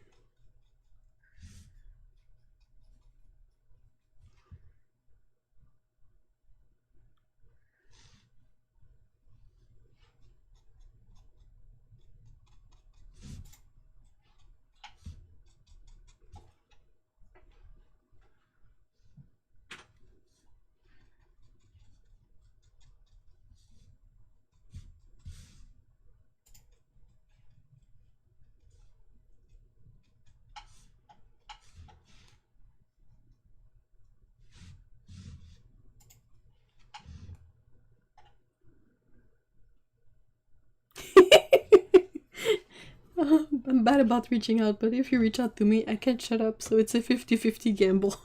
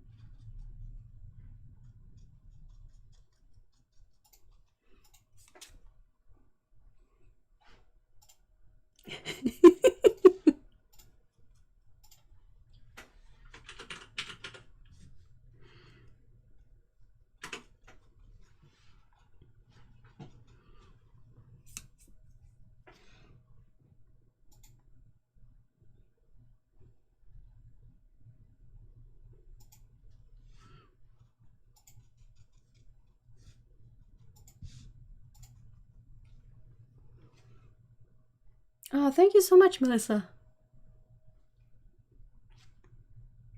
They are a lot of fun, and they're very different from what I do.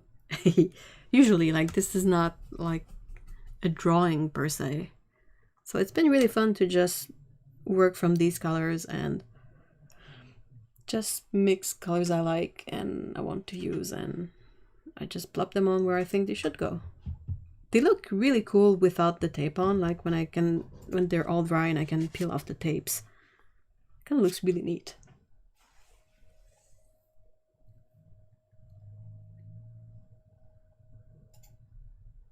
Thank you, Lindsay.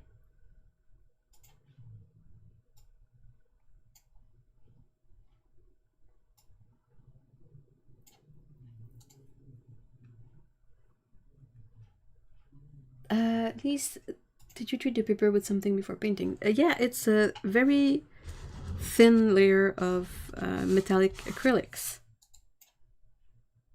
Like, my initial assumption was when you paint watercolor over acrylics, it will just bead and be sort of a waste of time and paint. But this way it kind of works mostly. Like, you can see how some colors will like attach less to the surface, but for the rest of them they work a bit like alcohol ink on Yupo, if you know what I mean. Did someone look in the mirror and say Ginger Snaps 2000? Actually, I think people did.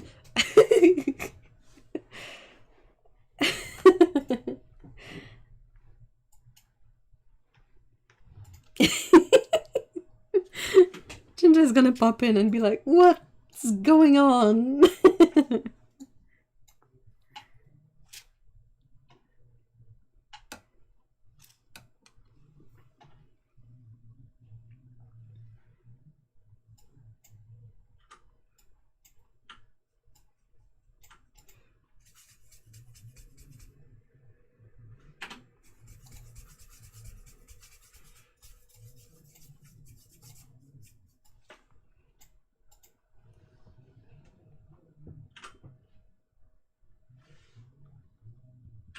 I also love doing watercolor on gesso in my coloring books. Yeah. Do you use the, I guess you use transparent gesso.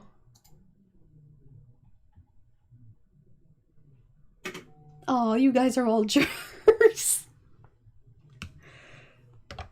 Hold on.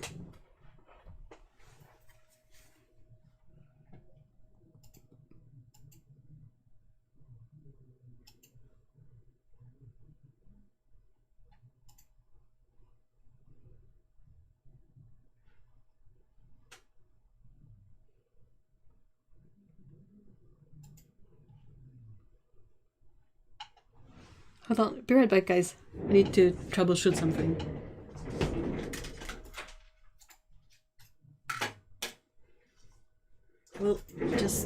I will mute the mic just for a sec.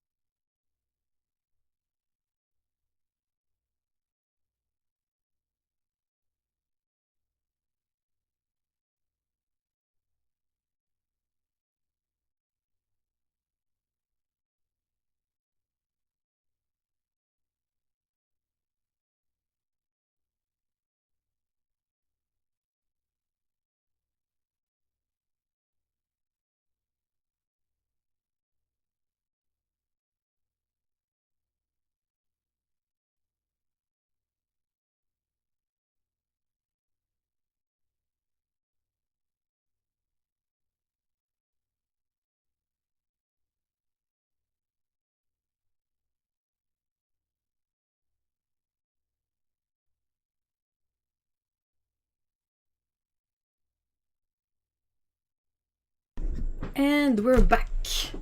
Yeah, I had to do the MacGyver thing so Otto can still participate in the live stream.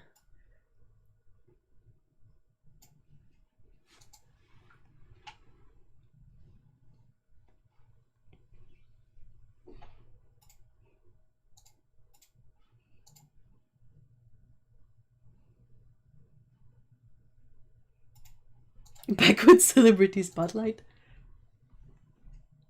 Is that working? Oh wait, hold on. It's not updating. I had to do the something stupid I had to do. I kind of have to keep the window. I kind of have to keep the window on so it works.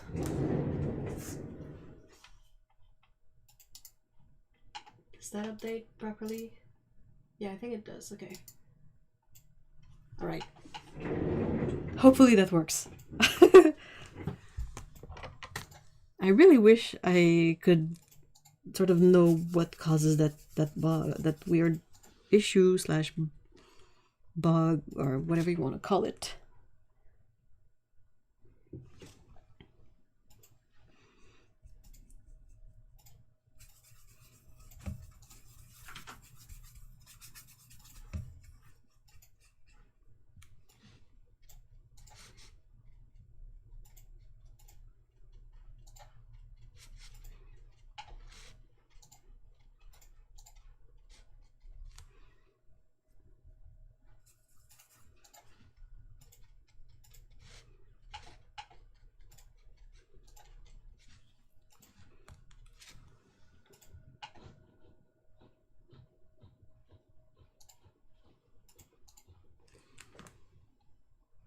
So does it work now? Is it updating on the stream and all that?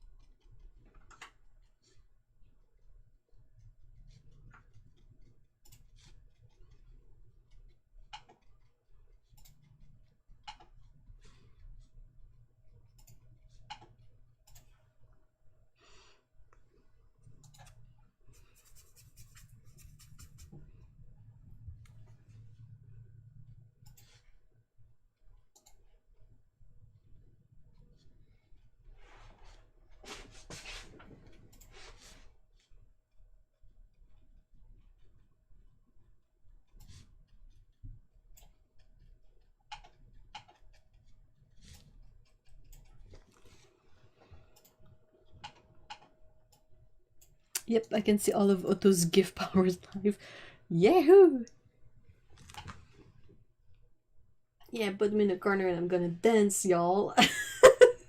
The only issue is that I have to like lean over to be able to connect everything. But that's not really an issue. That's exercise. That's good.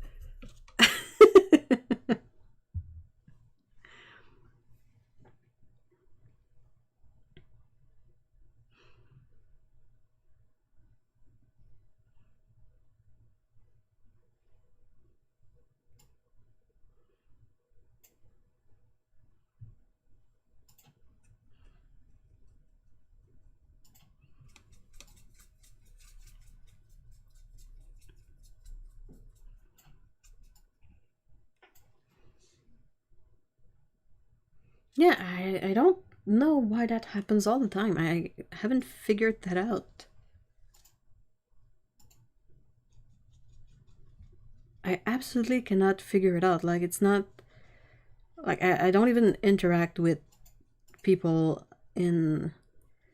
Like, I don't interact with the chat when I'm streaming, so it's not me, like, clicking something without meaning to or stuff like that. And Otto is a mod, so technically... Like, no one can ban her.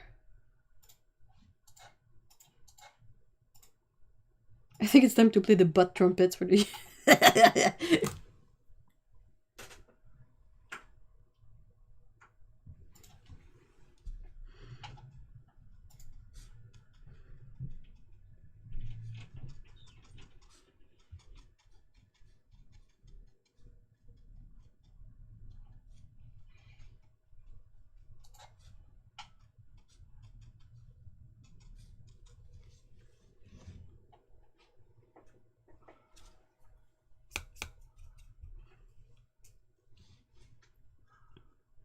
I don't think the stream will be very long.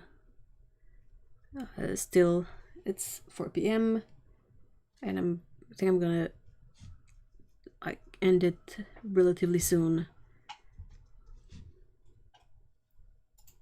Like I can tell I'm out of I'm out of the habit because my throat is already sore, and I'm like, oh, this is what happens when you like don't talk a lot on a regular basis.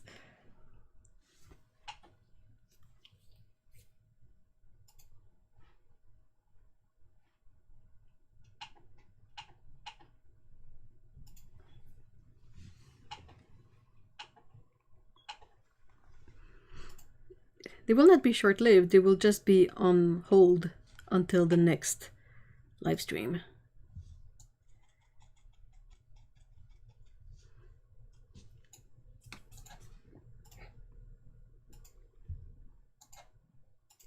Yeah, definitely. And it's not like I don't often use this corner for painting anyway.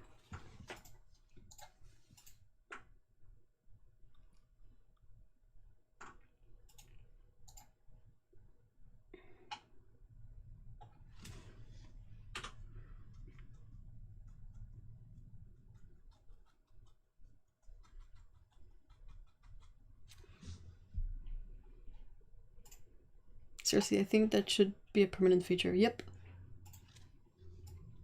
I agree. I much appreciate the gifts. By the way, the suffer gif is not related to your sore throat at all. Well, I didn't read it as such, so you're good. I feel like you know all these late night talk shows when you have the host and then there's always the other dude. But in this case, the other person is actually a benefit to the situation, not just a placeholder, a seat warmer or something.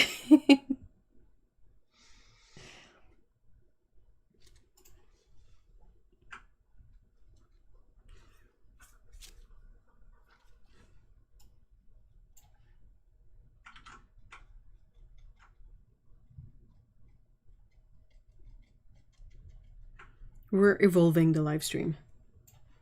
That's the next level.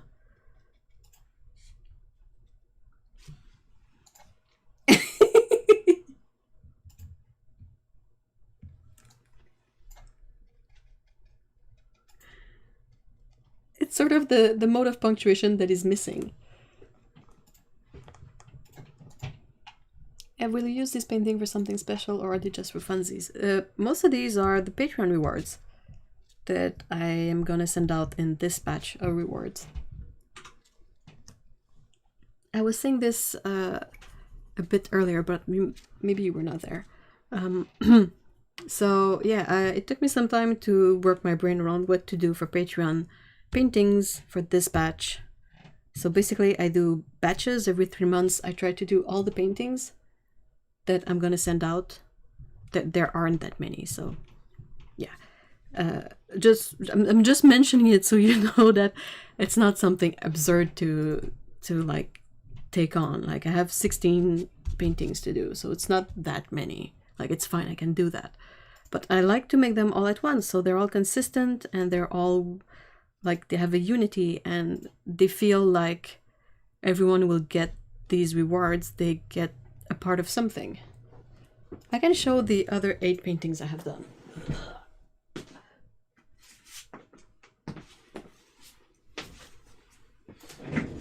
Just before finishing the stream. Okay, so I have these 2. Well, these 4. So these were on more of a gold background. There's still the shiny effect. And I made these 2. It's pretty funny to make batches because I notice how they evolve. Like these all have bigger splotches and now I'm really making small splotches. Oh well.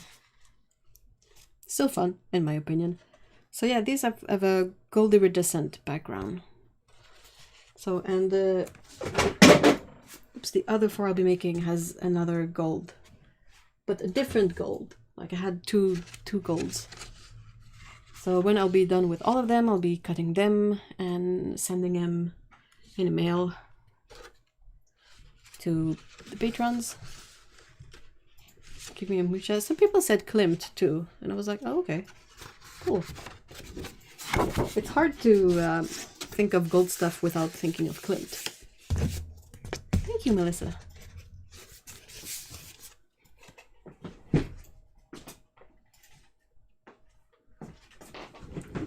So yeah, that's so sweet of you. Well, it's not a I don't think it's really about being sweet. It's just the way Patreon works. Like, when people sign up for certain tiers on Patreon, it gives them specific rewards or, yeah, stuff. And there are tiers where every 3 months you get an original painting.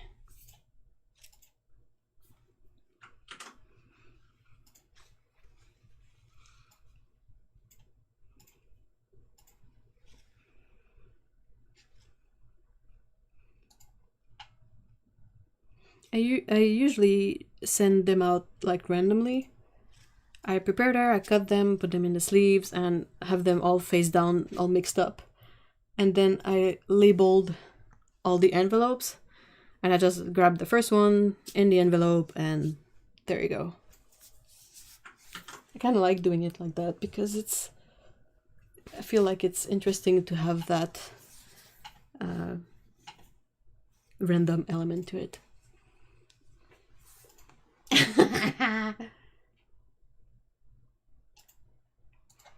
Ah, thank you, too. Oh no, you found gifts with names on them. Uh-oh. I adore the gold ones. I'm glad you do.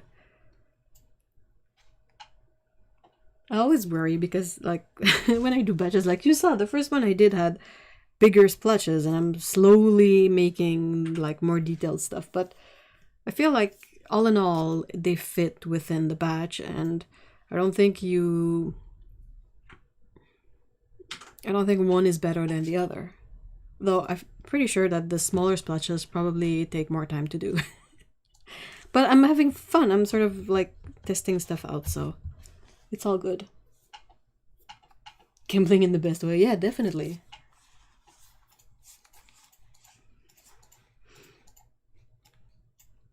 And yeah, and when they're all dry and done, I just cover them up with a piece of paper with tape, because since it's watercolor on acrylic, I don't want to have like splotches of water on them, because the water would lift so easily. The paint would lift so easily.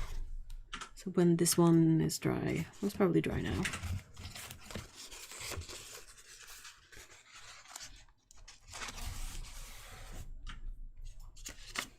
Yeah, so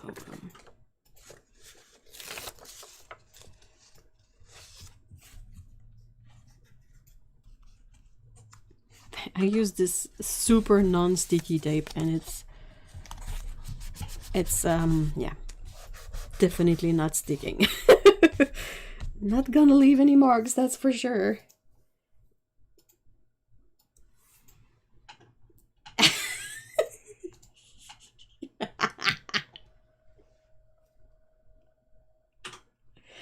All right, well, I need a break. So that will be that for today's live stream. Do you guys have any questions or anything to say before we call it a day? So yeah, so I still have this one, and then five paintings to do. And then I don't know if it will work this time, but I will at least take photos of them if I can't scan them. And then off in the mail. It's definitely convenient because they fit in an envelope, so.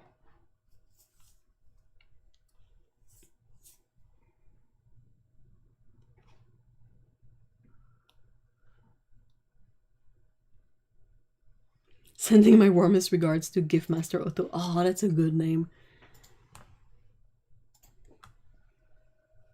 is the background pearl? It looks so shimmery. It's metallic white. So I use metallic white, I use pale gold and regular gold from Holbein acrylic gouache. I don't think they're my favorite base layer. I still have to like experiment with these, but I think so far the one I enjoyed the most is the Interference Gold from Goldine. So I need to, when I can, I need to get a tube of like gold paint from Golden Sea if it behaves in the same way.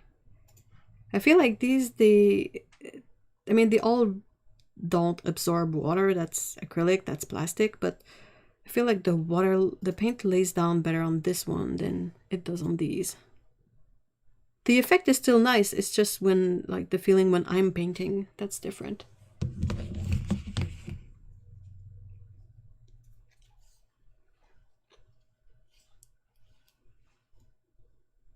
It's really interesting because since watercolor is transparent, like all the colors become sort of pearlescent. And then I can use some opaque pigments to shut out the effect a bit. Fun stuff. Well, thank you so much everyone for being here today. Our very first live stream of the year. And sorry. There should be a new one next week. So we will see each other then too. You should try the pearl effect from Liquitex. It can turn any acrylic into shiny paints. Yeah, I think I have some, or I used to have some iridescent mediums. And yeah, I think iridescent medium would work the same for watercolor, of course. Though you have to be extra careful if you do that and have like a dedicated palette and brushes and water jar for the shimmery stuff. Like the advantage of this is that this is not lifting. So I'm not putting glitter all over the place. And yeah, with the iridescent mediums, like you have it in your paint, you have it in your brush, in your water. So yeah. There are metallic watercolor grounds too. Yeah, I think I have the gold one. I could try. I mean, it's just not the same. But I will try it. I think if I still have that. A lot of stuff to try. So little time. And yeah, the thing I thought when you say that you can use this for Christmas cards or ornament, Lana, I was thinking of this and I was like, oh, but you can have stuff printed on a paper that has a similar sheen to it. So I was like, oh, so you can paint your painting on plain paper without any like shimmery background. So you scan it and it's just the colors, and when it's printed through the transparency of ink on the shimmery paper, you get the same effect or close enough.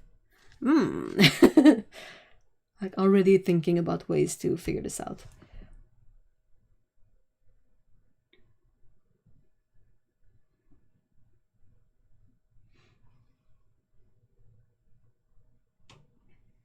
Alright guys, so yeah, see you all on the Discord and also next week. And yeah, if you have any questions or if you, I don't know, anything, the Discord is there for that. It's free. It's in the link is in the description. And yeah. Oh, last minute question. Hi Charlotte. Charlotte. This is the name that breaks my French English brain. It's various brands of watercolor. I have Shinhan, I have a bunch of stuff that I don't remember. I have Core and then Sennelier.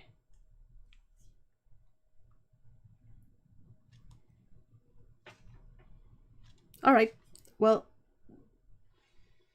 thank you so much guys for being here. See you all next time. Have a good weekend. Bye bye.